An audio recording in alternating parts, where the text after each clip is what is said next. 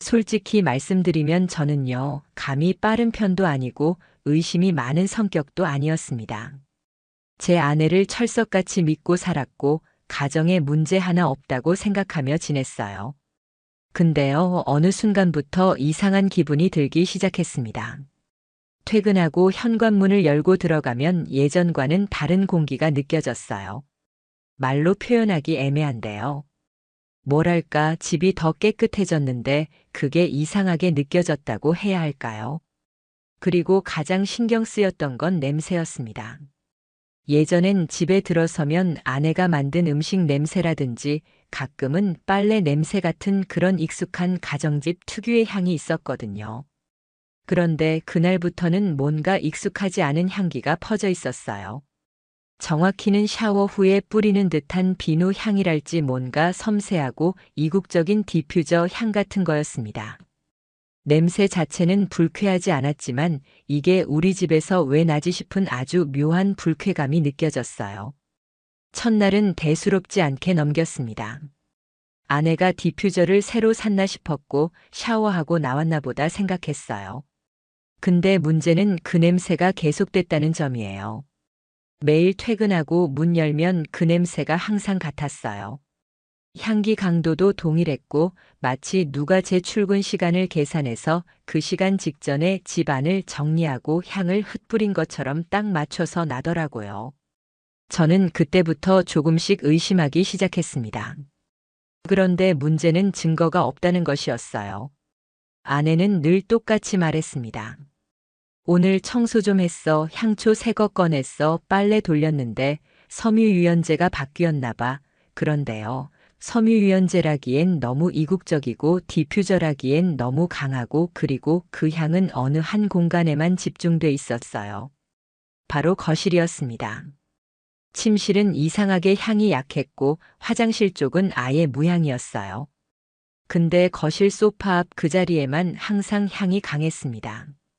그 즈음부터 소파 주변이 눈에 들어오기 시작했어요. 어느 날 소파 쿠션이 미묘하게 방향이 달랐습니다. 아내는 늘 각 잡는 성격인데 그날만 유독 비스듬하게 기울어져 있었고 테이블 위엔 반쯤 남은 와인잔이 있었어요. 그날 저는 물었죠. 이거 와인 마셨어? 아내는 아무렇지 않게 대답했어요. 응, 혼자 좀 마셨어. 요즘 스트레스가 많아서 근데 그 잔 입술 자국이 2개였어요. 제가 봤습니다. 안쪽에 희미하게 남은 립 자국 그리고 바깥쪽에 큰 입술의 흔적 그때부터 진짜 불안해지기 시작했습니다. 근데 저는 여전히 그냥 기분 탓이겠거니 넘기려 했어요. 그 다음날 아침 출근하려고 양말을 찾는데 이상한 걸 하나 발견했어요. 아내 옷장에 있던 양말 서랍 속에서 남성용 브랜드 속옷 하나가 접혀 있던 겁니다. 그것도 제가 절대 입지 않는 브랜드 색깔도 스타일도 완전히 이질적이었어요. 이건 뭐야? 그 순간 저도 모르게 소리쳤습니다. 아내는 놀란 얼굴로 방에 들어왔고 제가 그 속옷을 들고 있자 잠깐 멈칫하더니 말했어요. 그거? 아, 예전에 빨래방에서 잘못 들어온 거야. 몇 달 전부터 있었는데 버린다는 걸 깜빡했네. 그 변명 들었을 때요, 온몸이 얼어붙는 줄 알았어요. 왜냐면요, 그 브랜드는 제가 예전에 회사 동기한테 생일 선물로 준 적이 있는 브랜드였거든요. 그 순간 제 머릿속에 번개처럼 스쳐간 게 있었습니다. 우리 집에서 나던 냄새 그 냄새랑 똑같은 향이 그 동기놈이 자주 쓰는 향수랑 비슷했다는 것 저는 그때부터 머릿속이 복잡해졌습니다. 설마 아니겠지. 그래도 친구였는데 설마 우리 집에? 하지만요, 의심은요, 한 번 들면 절대 사라지지 않아요. 그날 밤 잠든 아내 옆에서 핸드폰을 살짝 열어봤습니다. 잠금 해제는 돼 있었고 카톡 창엔 지워진 흔적이 가득했어요. 최근 대화 목록은 3개밖에 없고 그마저도 전부 읽은 메시지 없음 상태. 이건요, 누가 일부러 지운 겁니다. 증거를 없애려는 흔적이 너무 노골적이었어요. 그리고 그렇게 지운 사람은 절대 처음이 아닐 겁니다. 그날 이후로 저는 아내와의 일상이 하나도 편하지 않았습니다. 아내는 여전히 웃었고 아침이면 도시락을 챙겨줬고 저녁이면 오늘은 어땠어? 하고 물어봤습니다. 그 모습이 예전과 똑같았다는 게 더 소름 끼쳤어요. 내가 모르는 사이에 이미 모든 게 진행되고 있었구나. 이런 생각이 머릿속에 깊게 박혀 있었어요. 그런데 제가 가장 못 견디겠던 건 내가 바보가 된 것 같은 느낌이었습니다. 그런 일들이 있었는데도 정확한 증거가 없다는 이유로 마치 제가 예민한 사람처럼 보였고 아내는 그런 제 모습에 오히려 짜증을 내기 시작했습니다. 왜 요즘 따라 그렇게 날 이상하게 봐? 할 말이 있으면 그냥 말을 해. 뒤에서 쭈뼛쭈뼛 대지 말고 아내가 그렇게 말했을 때요. 와, 진짜 제가 뭘 잘못했는지 모르겠더라고요. 그날부터 저는 결심했어요. 직접 확인해야겠다고요. CCTV나 몰래카메라까지는 아니더라도 최소한 출입 흔적이라도 알아보자는 생각이 들었습니다. 그래서 제가 처음 한 건 디지털 도어락 로그 확인이었습니다. 요즘 도어락은 앱으로 연동하면 누가 언제 문을 열었는지 기록이 다 남습니다. 그 기록을 보자 저는 말문이 막혔어요. 퇴근 시간은 제가 대략 오후 7시, 그런데 오후 6시 20분경에 문이 한 번 열리고 그 직후 6시 55분경에 또 열렸더라고요. 그러니까 누군가가 6시 20분쯤에 집에 들어왔고 그 다음에 제가 들어오기 전 누군가 나갔다는 얘기였어요. 이거 단순한 착각일 수 없잖아요. 더 무서운 건 그게 일주일에 3번에서 4번씩 반복됐다는 겁니다. 그 시간에 저는 분명히 회사에 있었고 아내는 집에 있었죠. 그럼 그 시간에 온 사람은 누구였을까요? 그때부터 제가 그 냄새에 집착하기 시작했습니다. 기존에 없던 향, 침대에는 안 배어 있는데 소파에만 강하게 남아있던 냄새. 제가 그걸 맡기 시작했을 때 기억이 났습니다. 회사 동기 이민수 걔가 쓰는 향수랑 비슷했어요. 예전에 출장 갔을 때 그놈이 방에서 향수 뿌린 적 있었거든요. 이거 미국에서 직구한 거야. 오직 온라인 전용 그렇게 말하던 기억이 났어요. 그런데 그 향이 우리 집 거실에 퍼져 있다는 게 정말 말이 되는 일일까요? 그놈과 제 아내는 얼핏 보면 아무 접점도 없어야 맞습니다. 근데요, 예전에 아내랑 민수랑 같은 모임에서 한두 번 본 적이 있었어요. 제가 데려간 자리에 같이 있었던 적이 있었고, 그때 둘이 말도 조금 나눴던 기억이 있거든요. 처음엔 그냥 웃고 넘겼어요. 와, 미인이시네요. 아이고, 과찬이세요. 뭐 그런 정도였는데요. 지금 생각하면 그때부터였을지도 모른다는 생각이 들었습니다. 근데 뭐 그냥 향이 비슷하다고 해서 그 사람이라고 단정 지을 수는 없잖아요. 그래서 저는 휴대폰 위치 기록을 보기 시작했습니다. 아내는 갤럭시 쓰고 있었고 구글 위치 기록 기능이 활성화돼 있었거든요. 몰래 들어가서 확인해 보니 어떤 날은 제가 없는 시간에 근처 쇼핑몰을 찍고 온 기록이 있더라고요. 이상한 건 그 쇼핑몰 안에 있는 스파룸을 중심으로 위치가 찍혀 있었던 겁니다. 그래서 저는 다음날 일부러 반차를 냈습니다. 아내에겐 야근할 것처럼 꾸몄고 조용히 집 근처에 숨어 있었어요. 오후 5시 10분 아내가 전화를 받으며 외출했어요. 평소보다 옷차림이 더 단정했고 화장도 평소보다 진했어요. 그걸 따라가 봤습니다. 놀랍게도 그녀는 택시를 타고 바로 그 쇼핑몰로 향했습니다. 전 따라갔습니다. 뒤에서 안 들키게 층마다 움직임을 보며 엘리베이터 타는 걸 지켜봤어요. 그리고요, 그녀가 내린 곳은 스파룸이 아니라 룸 형태의 프라이빗 라운지였습니다. 그 안으로 들어가는 걸 본 순간 심장이 너무 세게 뛰어서 머리가 아찔했어요. 그 라운지 앞엔 미리 와서 기다리던 남자 한 명이 있었는데요. 그 사람이 뒤돌아서 웃으며 말했습니다. 그 모습 분명히 이민수였습니다. 그날 저는 진짜 제 두 눈을 의심했습니다. 민수는 평소에도 사람 좋아 보이고 늘 웃는 인상이긴 했지만 그 순간 그 웃음은 너무나 불쾌하고 역겹게 느껴졌어요. 아내 앞에서 멀뚱멀뚱 기다리고 있다가 그녀가 다가가자 민수가 자연스럽게 그녀의 팔을 잡고 안쪽으로 이끄는 모습, 정말 말도 안 되는 광경이었습니다. 그 장면이 제 머릿속에 아직도 생생합니다. 두 사람이 룸으로 들어가는 그 찰나 저는 급하게 스마트폰을 꺼냈고 영상으로 찍기 시작했어요. 멀리서였지만 얼굴 식별이 충분히 가능한 거리였습니다. 그들이 룸 안으로 사라지고 나서도 저는 한참을 그 자리에 서 있었습니다. 얼굴이 화끈거리고 이명 소리처럼 귀 안에서 웅 하는 소리가 났어요. 진짜였구나. 진짜 우리 집이었구나. 진짜 그 냄새가 그놈 냄새였구나. 모든 조각이 그 순간 퍼즐처럼 맞춰졌어요. 그날 우리 집 거실에 퍼졌던 향기, 소파에 남아있던 립 자국, 도어락 로그의 기묘한 시간차, 지워진 메시지 기록, 남성용 속옷, 그리고 민수의 향수, 그 모든 게 하나의 실선으로 연결된 겁니다.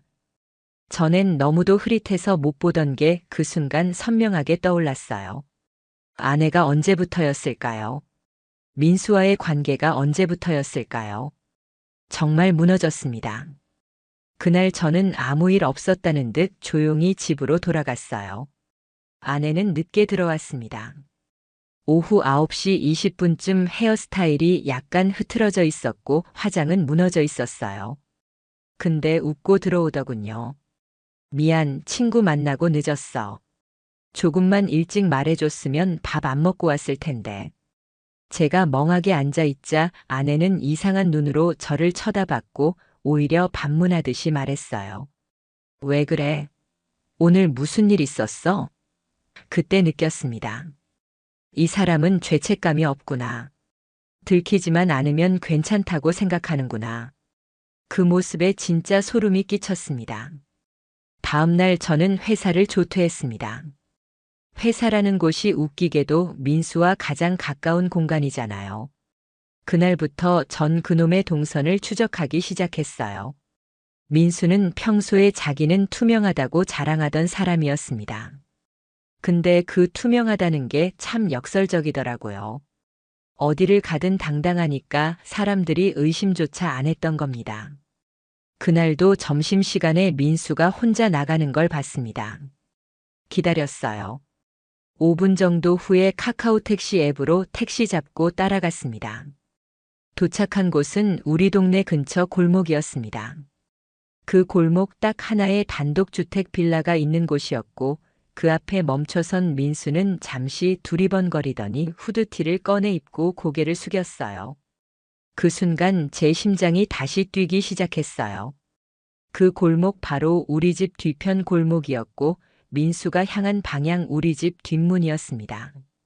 제가 집을 구조 리모델링하면서 뒤쪽 창고문을 세컨 출입구처럼 만들어 놨거든요. 그 문은 아내만 사용했고 심지어 제가 따로 출입하는 경우도 거의 없었어요. 민수가 그 문으로 들어가는 걸 직접 봤습니다. 저는 멀리서 숨어서 촬영했고 그 시점부터 제 마음속에서 무언가가 부서지기 시작했습니다. 집으로 들어간 민수 대략 40분 후 아내가 동네 마트에서 무언가를 사가지고 돌아왔고 자연스럽게 그 뒷문으로 들어갔습니다.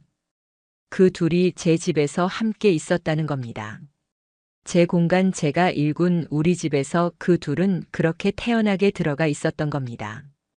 그날 밤 저는 더 이상 못 참겠다고 느꼈습니다. 다음 날 소형 녹음 장치를 하나 구입했습니다. 작고 민감한 마이크였고 배터리도 오래가는 모델이었어요. 그걸 거실 소파 뒤쪽 쿠션 사이에 조심스럽게 설치했습니다. 이제 저는 직접 듣고 싶었습니다. 그들이 정말 그곳에서 어떤 말을 나누는지, 어떤 행동을 했는지 증거가 필요했고 더 이상 감정으로 휘둘리지 않기 위해 정확한 자료가 필요했습니다. 그리고 며칠 후 그 녹음기를 회수했을 때 저는 손을 떨며 재생 버튼을 눌렀습니다. 녹음 파일을 재생했을 때 저는 손에 힘이 안 들어갔습니다. 이어폰을 꽂고 숨을 참고 들었어요. 처음 10분은 아무 소리도 없었습니다. TV 소리 같은 게 작게 들리긴 했지만 사람 목소리는 없었어요.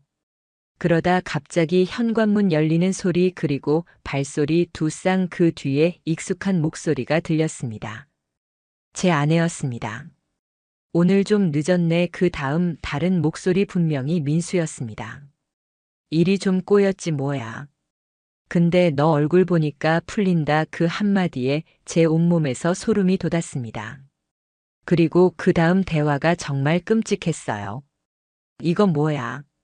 와인까지 꺼냈어? 응, 지난번에 마시다 남은 거. 당신 좋아하잖아. 근데 너 요즘 너무 과감해졌어. 이래도 돼? 어차피 걘 모르잖아. 걔 바보야. 그 말이 마치 쇠모처럼 귀에 박혔습니다. 제가요. 저라는 사람을 그렇게 불렀습니다. 그 다음엔 둘이 웃는 소리가 났습니다. 그 웃음, 그 소리 정말 미쳐버릴 것 같았어요. 그 후로도 둘은 식탁에 앉아서 이런저런 얘기를 나눴습니다. 근데 대화 내용이 진짜 저를 무너뜨리더군요.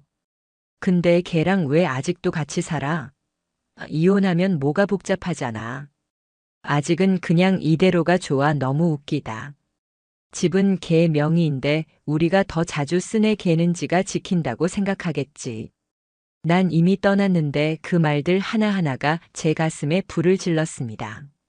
제가 만든 공간, 제가 지켜온 가정, 제가 믿은 사람들, 그 모든 걸 두 사람이 비웃고 있었던 겁니다. 전 그날 밤 정말 잠을 이룰 수 없었습니다. 귀에서는 계속 그녀의 목소리가 맴돌았고 그 웃음소리는 꿈에서도 들릴 정도였습니다. 다음 날 저는 회사를 조퇴했습니다. 그리고 한 달 정도 연차를 몽땅 땡겨서 쉬기로 했어요. 이제 계획을 세워야 할 때라고 생각했습니다. 막연한 분노만으론 안 되고 이 모든 걸 완벽하게 정리하고 나중에 법적으로도 문제가 없게 자료를 쌓아가야겠다고 생각했습니다. 그래서 두 번째로 집안에 작은 CCTV를 설치했습니다. 가정용 공기청정기 안쪽에 렌즈가 거의 보이지 않는 초소형 모델이었어요. 설치 위치는 거실과 부엌이 모두 보이는 각도였고 녹화는 모션 감지로만 작동하게 설정했습니다. 그리고 또 하나 침실에 있는 탁상시계 모양 카메라도 하나 추가했습니다. 혹시라도 거실이 아닌 공간에서 둘이 무슨 일이 벌어질까 싶어서요. 그렇게 일주일을 보냈고 녹화된 영상은 하루하루 쌓여갔습니다. 정말 놀라웠던 건 그들이 너무 당연하다는 듯 내가 없는 시간에 우리 집을 점령하고 있다는 사실이었습니다. 민수는 들어오면 집 슬리퍼를 당당하게 신고 소파에 누워 아내에게 뭐 좀 달라고 합니다. 아내는 그 옆에 앉아선 다정하게 손을 잡아주고요. 둘이 함께 웃으며 마치 부부처럼 행동하는 장면들이 카메라에 가득 담겨 있었습니다. 어느 날은 민수가 제 옷장을 열어보더니 이 자식 옷 참 못 입네 이러면서 웃는 장면도 있었습니다. 그걸 보고 있자니 저는 진짜 내 존재가 얼마나 하찮게 여겨졌는지 그게 명확하게 느껴졌어요. 제 안에 있던 감정이 복잡하게 뒤섞이기 시작했습니다. 분노, 수치심, 자괴감 그리고 뭔가 뿌리째 흔들리는 느낌. 내가 지금까지 믿었던 모든 게 거짓이었구나. 아내는 평소에도 저에게 큰 불만을 말한 적 없었습니다. 오히려 주변 사람들에겐 남편이 착해서 좋다, 일 잘하고 가정적이다 이런 식으로 저를 포장했었어요. 근데 그 뒤에서 이런 짓을 하고 있었다니 사람이 이렇게까지 가면 안 되는구나 하는 생각이 들었습니다. 그날 밤 저는 결정했습니다. 이젠 증거는 충분하다고 판단했고 이 상황을 마무리할 때라고요. 저는 결국 모든 증거가 모였다고 판단했고 이제는 행동할 시간이라고 생각했습니다. 그동안 수집한 자료 도어락 출입 로그, 위치 기록, 녹음 파일, CCTV 영상 그 모든 걸 USB 하나에 정리해서 복사해뒀습니다. 그리고 민수를 포함한 회사 인사팀 메일 아내의 가족 단체방 그리고 제 친가 쪽 단톡방까지 여러 방향으로 나눠 저장한 상태였어요. 그날은 금요일이었습니다. 회사에서 회식 핑계를 댄 저는 일부러 평소보다 2시간 늦게 들어가기로 했고 그 사이 그들이 우리 집에서 또 어떤 짓을 하는지 마지막으로 지켜보기로 했어요. 녹화 장치와 핸드폰 모두 실시간 연동으로 켜두고 근처 카페에서 상황을 지켜봤습니다. 오후 6시 28분 민수가 들어옵니다. 도어락이 열리고 그가 들어와선 소파에 눕습니다. 몇 분 후 아내가 들어옵니다. 둘은 그 어떤 죄책감도 없이 함께 웃으며 와인을 따르더군요. 그리고 CCTV 속에서 민수가 제 셔츠 하나를 꺼내 입으며 장난스럽게 말합니다. 나 이 옷 잘 어울리지? 내가 낫지? 그 순간 제가 이성을 놓을 뻔했습니다. 그래서 바로 집으로 향했습니다. 현관 도어락 앞에서 숨을 크게 들이쉰 뒤 카드를 찍고 문을 열었습니다. 그들은 놀라지도 않았습니다. 그저 왜 벌써 왔어? 그 말이었습니다. 민수는 당황한 얼굴을 잠깐 보여주더니 금세 침착하게 말했습니다. 오해 마. 잠깐 들른 거야. 아내는 제가 손에 들고 있던 폰을 보더니 표정이 확 굳었습니다. 너 뭐해? 몰래 카메라라도 설치했어? 전말 없이 폰을 테이블에 두고 녹음된 파일을 재생시켰습니다. 걔는 바보야. 우리가 더 자주 써. 그 순간 민수의 얼굴에서 피가 가시더군요. 아내는 입을 막고 서 있었습니다. 이게 어떻게 그 말만 반복했어요. 저는 조용히 말했습니다. 다 들었어. 다 봤어. 지금부터 니들 둘이 어떻게 끝나는지 지켜봐. 민수가 급하게 나가려고 하자 전 그 앞을 막았습니다. 도망가지 마. 이건 끝까지 가야 돼. 그리고 아내에게 말했습니다. 너한텐 기회가 있었어. 말할 기회, 사과할 기회, 근데 넌 나를 바보로 만들었어. 그날 밤 전 그 영상과 녹음 파일 그리고 도어락 로그까지 정리해서 메일로 전송했습니다. 아내의 부모님, 제 부모님, 민수의 아내, 회사 인사팀, 민수가 소속된 본부 부장 그리고 이혼 전문 변호사에게도요. 일이 터지는 데는 하루도 걸리지 않았습니다. 민수는 곧바로 인사조치 당했고 아내는 그녀 부모님한테서도 버림을 받았습니다. 제가 마지막으로 남긴 말은 딱 한마디였습니다. 넌 우리 집 냄새를 바꿨어. 근데 너도 알지? 그 향기는 결국 사라져. 아내는 아무 말도 하지 못했습니다. 저는 그날 이후 집을 나왔고 이혼 절차를 밟았습니다. 1년이 지난 지금 전 혼자 살고 있습니다.